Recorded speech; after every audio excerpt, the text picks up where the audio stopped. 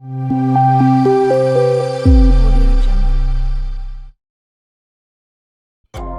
friends, Intex 32 inches ஒரு backlight problem. அது எப்படி ரெடி பண்ணணும்னு பார்க்கலாம் வாங்க.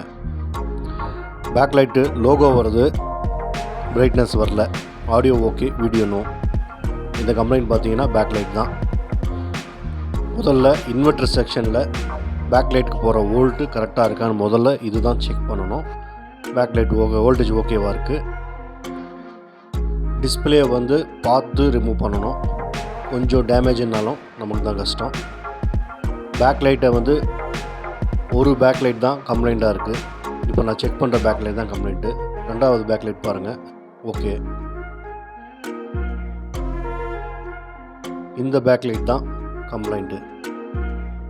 அதனால் நம்ம ஒன்று மட்டும் மாற்றக்கூடாது, ரெண்டும் செட்டோடு தான் மாற்றணும்.